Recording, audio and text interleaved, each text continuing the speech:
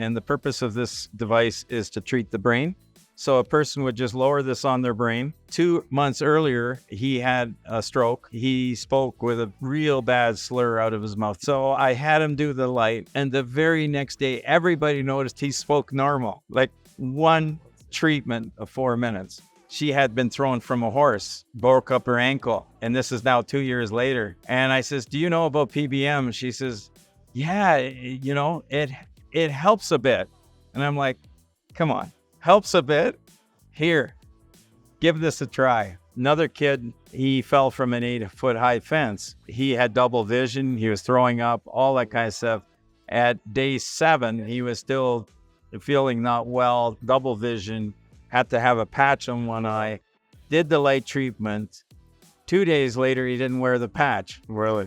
And so I just sat down with Tom from Solar Power LED and had a very fascinating, very entertaining conversation. Tom had a booth at PBM 2024, and I overheard some conversations he was in, and I realized I need to chat to this guy. He knows his stuff, and he's got a lot of experience in this space. So in this interview, we're going to hear his take on LEDs versus lasers and which he thinks is better. I also quiz him on pulsing, and in particular 40 Hertz pulsing. Tom has some interesting thoughts on contact versus non-contact use of red light therapy products, and his responses actually resonated with what I've always thought, so stay tuned for that. And Tom told me about some fascinating experiments he'd done around penetration and meat. Now, this is something that I've done very briefly and plan on doing again, but I think Tom has leveled up my experiments, so yeah, definitely listen into that part of the interview. And then finally, Tom shares some rather inspiring case studies. So there's lots to cover here. Let's kick it off. So let's get straight into this, Tom. What's going on? What's this about? Okay, so this is my red light therapy used for, I call it the SunPowerLED Helmet. And the purpose of this device is to treat the brain. So a person would just lower this on their brain like this, and this, the skull. And this is right now treating my brain with 660 nanometer. And after about a minute's time, I would switch the wavelength to the 810 nanometer, which may or may not come through the camera, depending on, I don't know if it comes through or not, but you might see a little pinkish dots in there, but that's about all you'll see.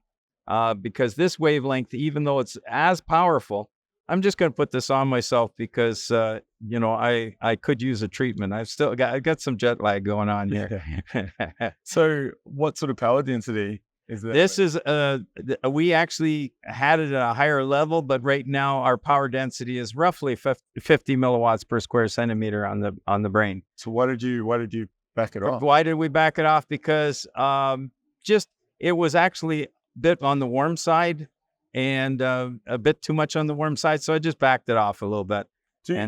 Actually half the power. So that half it. Wow. Yeah. So we have right now a total of 25 optical watts. I've got all the fancy equipment to do all these measurements, but we have 25 optical watts at each wavelength. And we had 50, but we toned it down to 25. And that gives us that kind of penetration over the whole brain. So it's a very even amount of illumination that goes down into the brain. And so whether it's, we've got the print here from the opiate addiction study that was done in West Virginia that showed that 3 minutes of the near infrared. Now they decided only to use the near infrared at the 810. Usually our results are both 660 and 810, but they decided to use 810. And these were people with opiate addiction and depression. And with 2 treatments a week on the group that had the light, they were significantly better after 2 months than those that just had no light treatment at all. So they didn't crave the opiates as much. Yeah. They felt better about life. Yeah. Their depression was less. There's just a number of markers that were there. So that's the 810. We do make a 1050 if somebody wants 660, 1050. There's a premium charge because the LEDs cost us a lot more to make those to make that version. So what's your understanding between the difference between your 810, 808 and say a 1060? Why would someone come to because there's starting to be more studies on 1050, and 1050 is a longer wavelength, so that has the potential then to penetrate a little bit deeper. Has the potential. These enough studies aren't out there yet to say 1050 is it, but definitely 810 is beautiful. And then we don't combine them at the same time because we don't want to do only 50% of the power on one wavelength and 50 on the other. We want 100% of the power to be at one wavelength and 100% of the power on the other. That does mean that we have double the number of LEDs than a lot of companies and stuff out there. But if you could have 100% going to both wavelengths. Yeah, I think it would be also pretty warm. It would be, again, back to the pretty warm because the energy that we have right now, this is delivering 25 optical watts, which means 25 joules every second, which is a huge amount of energy to go into the brain. Totally. Yeah. Are there potential issues of overdosing? So far, not that we're seeing. We did have somebody who pushed the limits, and he just said, I don't know. I think it was a bit much, but that was a doctor who's been in this, and he couldn't put a finger on it. He says maybe. So that's when we reduced it so that all our units are half the power of what he tried. Well, what did he do? How long? He did it for 10 plus minutes, and sometimes even longer. But no, I've got some people that are doing that, and they're not having problems. But I would think one thing we did notice is some people, it helps stimulate them. So now they have more energy, and so you may not want to do the treatment at 8 o'clock at night, or you may not go to, so really everybody's different. Totally. Another woman in particular, she found out that she could not treat after 6 o'clock because she'd get so tired. By 8 o'clock, she was in bed, never saw her husband as long as she was doing the treat.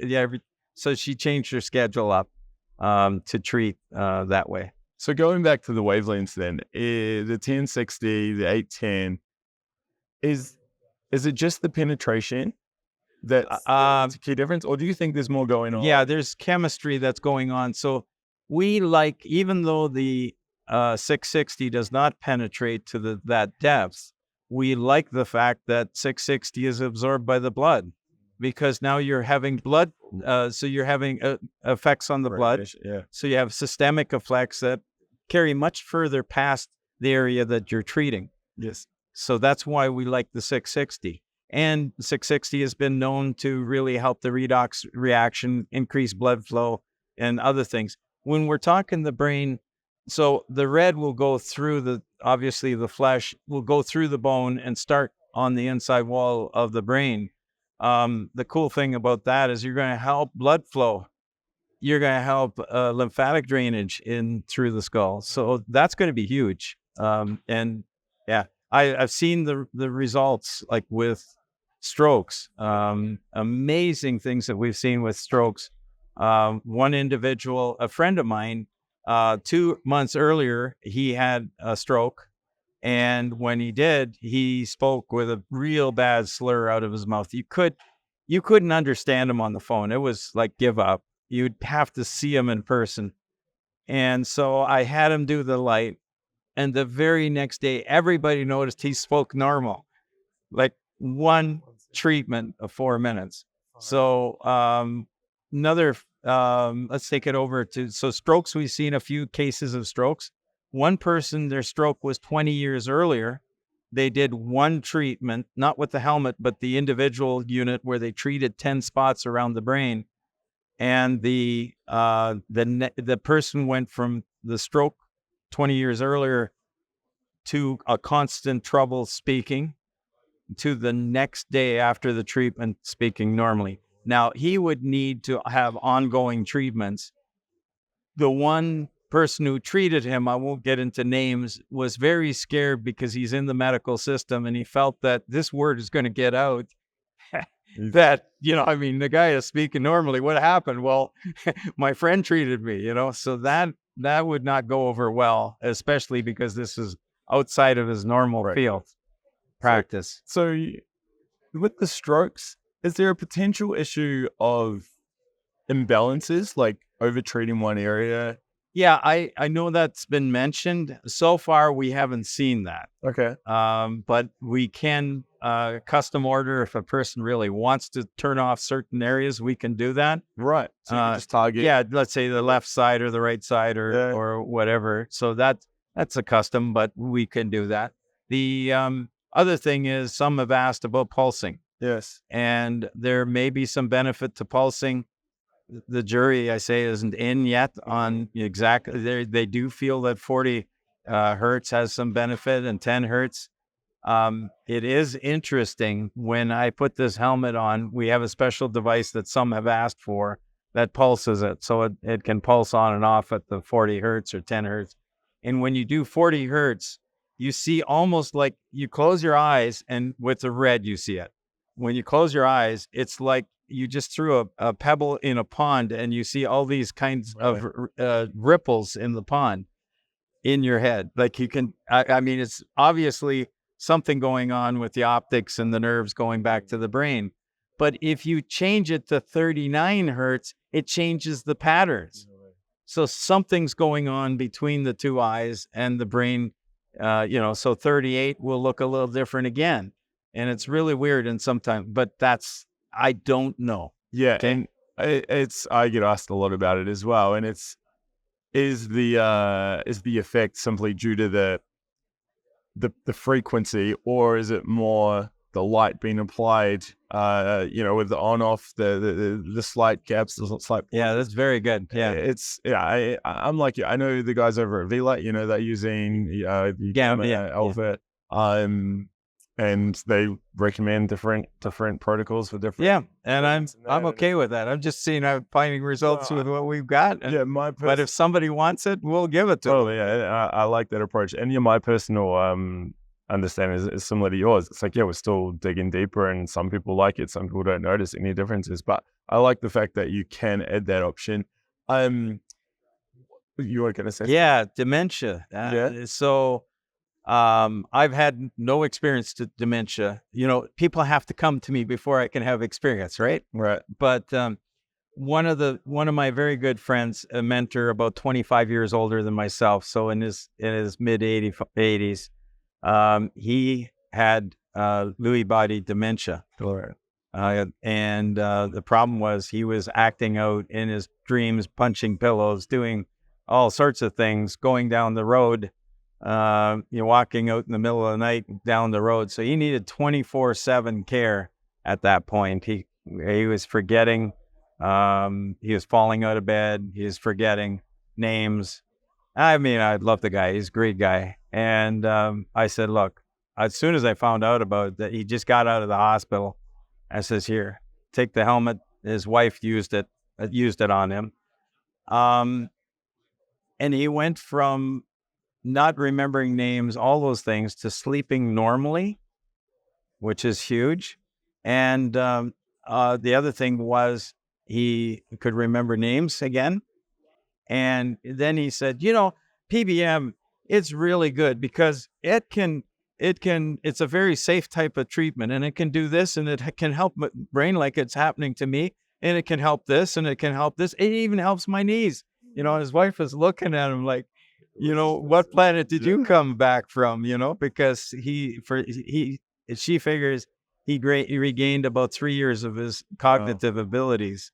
And so what are people doing? Just one treatment a day, one treatment a week? I'm suggesting for people, in his case, he only did it once a day because just sometimes people just have these concerns. What's this going to do to me? Is it going to make anything any worse? But as you heard in these seminars, there's nothing that's happening out there. Yeah. The worst that you could get is a burn from a laser, maybe, but we don't use lasers, so we use LEDs. But the amount of change in his life is phenomenal. Yeah, that's amazing. It's incredible. And I know you've shared quite a few stories. I've overheard a few stories, which are all every time you're like, wow, this is. Well, the concussions, that's another big one. So I have had two young fellows three actually, that have come to me. And one of them, we have the video. Did you see the video? No, I didn't. No. Okay. Well, we got it on our website. I'll put the links down below. Yeah. So on the website, but he had a concussion. He's at a church. He was playing a game with his friends and fell onto concrete. Another kid fell right onto the top of his head at the same time. So really laced him into the concrete.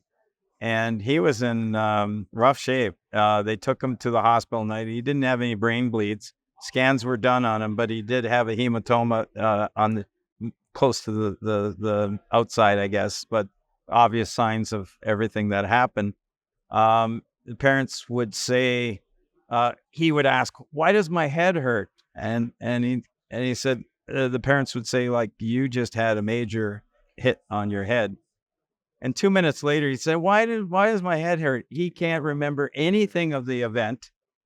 And then he came down at day 5, and he loves to read. Couldn't read like one sentence. Like he says, it would just give him an immediate headache. He did the light treatment, and he says straight away. That's one of your comments from down under. Straight away. Straight away, I didn't have any more headache right after the treatment.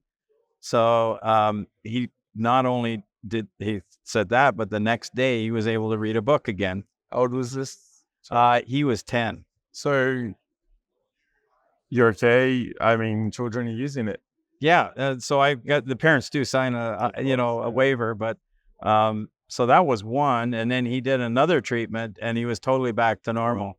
So he did three treatments in total, but the third treatment was just to make sure.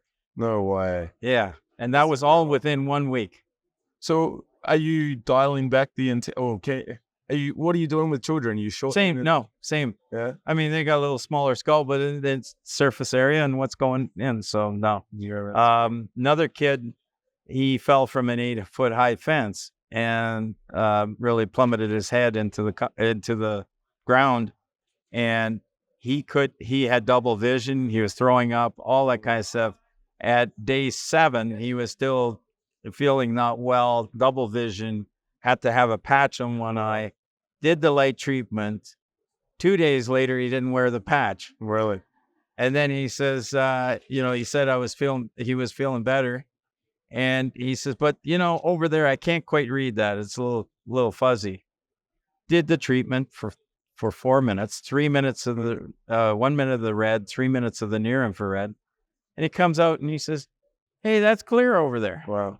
That fast, huh? Yeah. So that's remarkable. I mean, it's so exciting. Like, as someone who, my child, we've had some medical issues, and we've utilized PBM with him, like handheld laser devices, and we're having some good results. Whether it was from the lasers or not, I'm not too sure, but it's like the more people that use this, the better, because like the side effects are minimal and the upsides, it's enormous. So that's the helmet, and then we have the other device, which is the mini Canopy, this one here, which is running at the 810 nanometer, and now we're going to flood out your camera with the 660 nanometer. But so this is, I have a palm device right behind your, if you want to grab one of those. We can that's okay. So this is actually 15 of these units in here, the same energy. So we have a power density of 100 milliwatts per square centimeter or above, up to 180 milliwatts per square centimeter. As soon as you put, so what we've done is we put these little knobs on here, and that's to keep your skin away from the light source. It's not that the light source is overly hot, but what it does is it traps the heat in there. And with this, it allows ventilation. With this device, you don't lay this right on your back or wherever you're treating. You still have it an inch or two away from the body. But this wavelength is the same, like there's your 660 nanometer, and you can see it coming through my hand there. And if you had a cheap camera there, but you don't, you would see this wavelength. Now this is showing you that it's working. Okay, but the other wavelength that's in here can be exposed with an Android camera. So if you put an Android camera, you'll see the light coming from it. but you can feel quite a bit of energy from that. And yeah, so this is, and I'm just going to make sure we turn it this way just in case it just bothers the camera a little bit. But yeah, so this does the same thing as that, only that's 15 times more area, so it does it pretty quick. Hey, sorry to interrupt what is a fascinating conversation. I just wanted to say, if you're enjoying this, can you just give me a quick press on the like button, subscribe if you want to see more interviews like this. I did 8 interviews from PBM 2024, so there's a bunch more content like this that will be coming out. So hit subscribe if you want to be notified when those go live. So all LEDs, what's your take here on LEDs versus lasers? Well, early on, it was said that lasers are the only thing that will penetrate. And part of that was true because the old LEDs were very low power. And you would never think of lighting a whole football stadium up with LEDs, would you? Yes, right. Those days. Back then, yeah. But now we light up whole football stadiums with LEDs. So LEDs have now come to the point where they're much more powerful than ever they are, so, and the economy of the scale now. So the first LEDs I worked with about 15, 16 years, 17 years, okay, time is moving, but 17, 18 years ago was, they were $70 a piece, and you need 3 of those just to make the same light output of a 100-watt light bulb. Nobody could afford those type of LEDs. So lasers, if you're treating in the mouth or somewhere and you need to get a point source of light, a laser can't be beat for being right on. But we do have also an optical device that goes on snaps into here and allows you to, it just puts it through a fire, and you can put it right on the tooth or wherever you're trying to treat. So you can use this inaurally, or you can use it that way as well. So, or anywhere else on the body. So that's not battery packed. Yeah, sorry, this is not battery packed, and there's a good reason for that. We need a battery pack like this to run this thing for 2 hours. So you know what? It doesn't make any sense. We just plug it in. There's no batteries to wear out. And the one nice thing is on flights is they have no issues with these devices because they don't have any batteries, any lithium batteries in there. Some people make an argument that laser light is more coherent. You're getting the full beam right through. So that's excellent because what I've been able to demonstrate is if you took a laser and put it on the backside of your finger here, and you shone it into your finger, a 660 nanometer laser, the thinking is that it'll stay a dot and continue to go to the wall as a dot. But in actual fact, it diffuses in all directions. So the whole finger becomes illuminated. So much for coherent light that's going to be so beam. It's coherent. Yeah, exactly. And then it goes in all directions. Now there's what's called a speckling effect, and there might be some extra benefit to it. But what I presented today was a study that we've done where we went through pork, chicken breast, and steak. You got to have steak, right? Mm-hmm. So we had 3/4 of an inch, inch and a half, and 2 1/4 inches of steak. And I set up a system that was a ball. It's called a spherical culminator. It's a very expensive piece of equipment. Most people won't buy it. It's like 10 grand just for this ball. But what it does is if you put you shoot a laser into the 2-inch opening, or you can set it for whatever you want. But if you put the laser in that 2-inch opening, doesn't matter where you shine it around, it'll measure. If you have optical measurement inside, you'll know exactly the amount of power that's coming into that ball. And it's because it bounces off the walls, and by the time it bounces 5 times, it's so uniform inside that any proper light meter, which I have, will measure properly as to the energy that's coming out. So you can do very accurate comparisons between 660, 810, and 1050. The ball does not allow any light to come in from anywhere else. So it's only light that comes in through the source. So what we did is I have the devices that are 660, the Palm, 810, and 1050. and we put them over top of the steak or chicken or pork chop. And when we did, we measured the accurate amount of light that was coming inside. So it had to go through all that tissue. The room was a little darker, so we didn't have light going into the tissue to influence the readings. What we had was that I also took lasers and put them on the same tissue. Now, the difference on a laser, as you well enough know, that you can point it across the room and it stays as a dot unless they use a diffuser tip on it, which spreads the light out over a little larger area. But in this case, we shone the laser on the top of the tissue. Funny part was you could raise it up or down. It didn't change as long as you hit on top of that area on the steak. It was no different. So what happened was the 5-watt laser at 1064 nanometer and our 5-watt device at 1050 nanometer, after it went through all that steak, there was no difference between the two. Really? So the measurement was very little difference between the two, the wavelengths coming through. Oh, the other thing was wavelengths.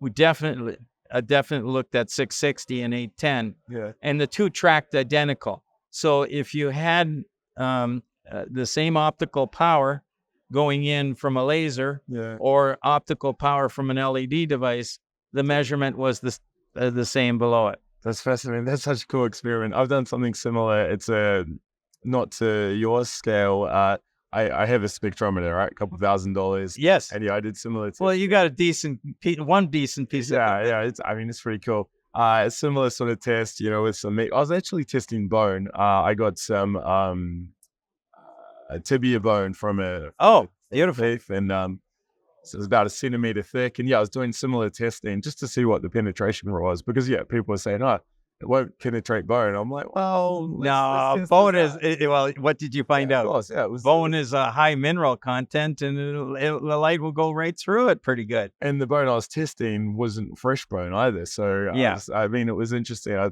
didn't know how much impact, but there was plenty of light coming through, which I was like, so I found out very early working with one of the individuals. We actually had another thing that we were working with was 635 nanometer to photoactivate a drug. So photodynamic therapy, that's another deal all itself. But it was 635 nanometer, and we were able to go through 8 centimeters of pork breast tissue.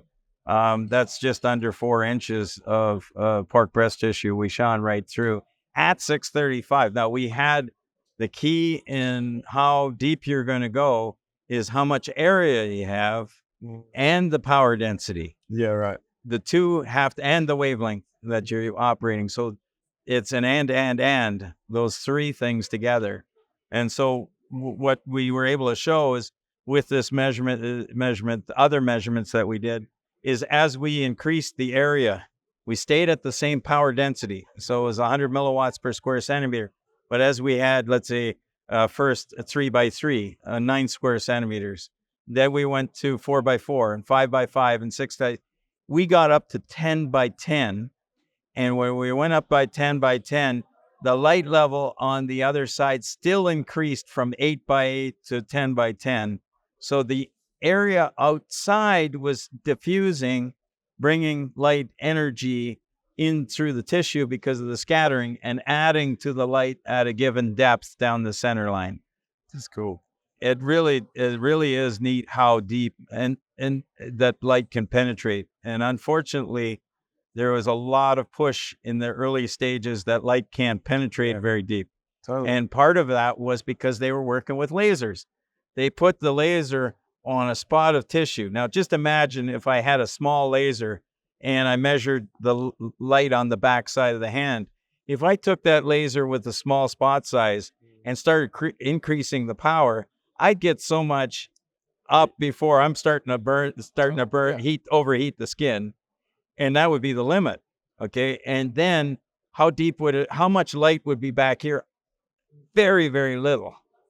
But if you reduce that power to maybe half and you had 1,000 points of light across that whole area, then that light tremendously increases the light just behind that. And that light energy, as you know, can stimulate the cells and do just a whole whack of things, beautiful things with light.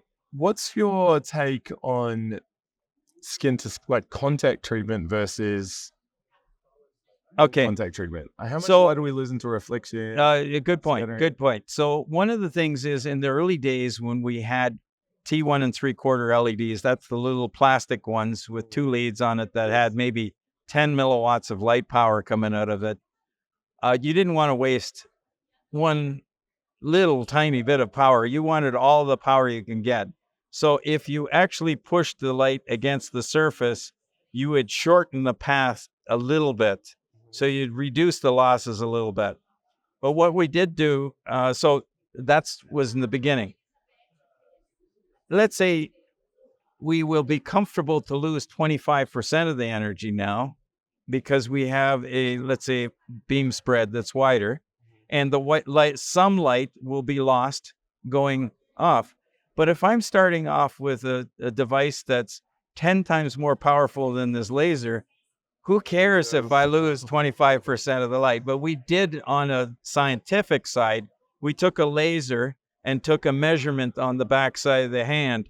And as you put the laser on an angle, okay, up here you had a certain reading. By the time you were at 45 degrees, you lost about 25% of the light energy. Right. Okay, reverse that. That's kind of like an LED, where the LED has a spread like that, and you get some. But guess what?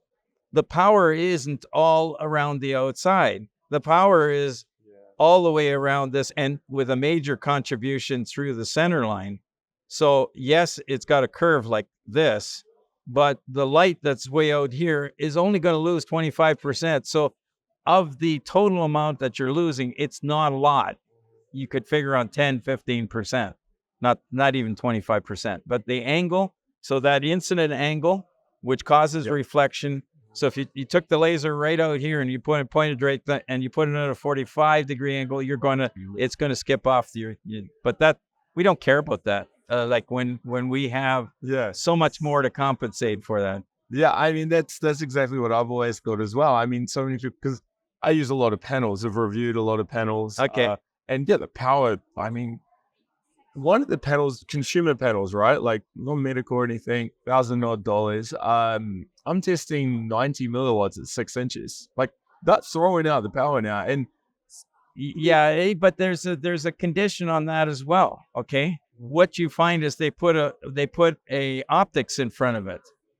Okay. So I have a demonstration we could grab a little later that I'll show you, where if I put a 8.5 by 11 piece of paper across my light, you'll see it's super uniform. The whole light is super uniform over it. So I've got a high power density over that whole deal. But if you have 6 LEDs and they're spaced out this far, and you put it against the skin, you got 6 spots of light. Now you're going back to the laser days. Okay. I call it the Polkadot Effect. Right. So and it's great if you take a power meter and they measure it and they put it right there, and you move it a half an inch over, and it's all of a sudden caving. So your power, the total power delivery is much less. Spec wise, it looks impressive. Yeah, I've been reviewing panels for a so this panel is very different, because those are so close together. I'm not using a lens on the front of it because I don't care. They're overlapping, and when they overlap, you got such a nice, beautiful, continuous flow that there's no hot spots, and you feel it. It'd be this panel compared to the other panels out there, and I won't name names.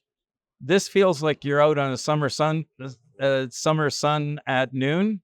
The other panels feel more like you're out there at 6 o'clock in the evening. Okay. Yes, you're getting sun at 6 o'clock. Right. Yeah. You can see. Will you get anything to happen at 6 o'clock? No. But the power level from the sun is 100 milliwatts per square centimeter. So, but the difference is that 100 milliwatts is spread over all the different wavelengths into the near infrared and red. and far infrared and blue and UV. Yeah. Okay, so but we're putting all that power down into the red near infrared range. Is a device that is putting out, say, 5 milliwatts over centimeter squared, is it a waste of time? I mean, should we just go outside? No, if you want to get your skin a little bit better, it'll be fine. But Okay. in terms of But if you got a sore shoulder, you could sit there all day. You might have to sit there all day for a treatment, and even then, it's still not the enough to get over therapeutic. the therapeutic. So you can go to James points it out very nice. You can have extremes, like you can go for treating over 3 days and 1 milliwatt per square centimeter. Nothing happens. Yeah, right. You get down to the 25 milliwatt, and now you got, instead of treating for 5 minutes, you got to treat for 2 hours, and then you get to, let's say, 100 milliwatts per square centimeter. Now you can do something in 10 minutes, and you're getting an effectivity that's much better. And then you keep going on the curve to the point where you're burning tissue, and that's not going to be very helpful. Okay. And if you start burning tissue or overheating tissue, Dr. Praveen Irani talks about it in there, that you're causing other effects to happen that are actually contravening your benefit. Tom, I feel like we could talk for hours, but that literally yeah, we're losing light here. Let's just we'll do it this way, okay? Just there we go. We got lots of light here, okay? Here, we need light for you too. For any, you sell direct to consumer? Yes, I do. Yeah. Where so we send around the world. We send out of Canada. We also send out of Buffalo, New York, and we deal with anywhere. And if someone wants to make a purchase or find out more about so ideally they go to our website, SunPowerLED, and you just remember SunPower. If you just put that in you'll end up with solar panels for your house. So you have to have SunPowerLED.com. Put the link below. Okay. And so at SunPowerLED, we have a lot of information there, including on the research page, we have links to a database of 7,500 studies. I didn't put them together, but somebody else did out of I forget now, Netherlands or somewhere there. Yes. Vladimir. Yes. Got his last name, blanking, but yes. Yeah. It's amazing. Yeah. So you can go in there, search. High skin and stuff. So you got, there's links to all sorts of things, including, I'll think of his name, Robert Malone. Mm-hmm. He posted he made a thing said, "Let there be light." And the reason being is he probably wouldn't have been there. His wife was treating herself with a light off the market from Amazon. Mm-hmm. She had been thrown from a horse and broke up her ankle. And this is now 2 years later. And I says, "Do you know about PBM?" She says, "Yeah, it helps a bit." And I'm like, "Come on, helps a bit? Here, give this a try." And they wrote about it because it significantly, and that's that energy thing. It significantly had an improvement on her leg. And then he started using it for gout and saw such an improvement that they wrote this beautiful article, "Let There Be Light." But we have a lot of research there. We have a lot of videos with doctors, researchers, chiropractors, dentists, and lay people like yourself that says, "Hey, I had a burn. Look at this. In 1 week, it's healed." And those are sometimes that's more powerful than a peer-reviewed study. Like honestly, I mean, it's incredible when people experience it firsthand. It's like this is legit. Yeah, it's real. It's hard to believe, and basically, it can work anywhere where there's a cell in your body. So that covers from the bottom of your feet to the top of your head. That's it. And anywhere else in between. Thank you very much. Oh, hey, it's been great, Alex. Yeah, this is your time. Yeah. And I love what you're doing. I mean, the experiments, the passion, it's very evident. Products that, you're coming up with yourself and, what was it? Yeah. Yeah. And yeah. it's not just a carbon copy with a different sticker No, on it. and we don't manufacture our stuff in China. Really? We have certain LEDs we have to buy from China, so we go with a really good quality brand. But when it comes to assembly and putting everything together and testing and going research and all that, that's all done in U.S. and Canada. That's very cool. Very cool. I may have to get my hands on one and do a full review. Perhaps. Okay. Maybe we'll talk about that later. That'll be cool. Yeah, again, thank you so much. And we'll have to do a part 2 one day, because I feel like there's still a lot more we could unpack. We could. But they'll turn out the lights on us here. All right, well, thank you very much. All right. Okay. Bye for now. And that is a wrap. I hope you enjoyed that. If you have any questions for myself or Tom, leave them down below. Otherwise, head over to the SunPowerLED website or check this video out, which is another interview of mine. I think you'll love it.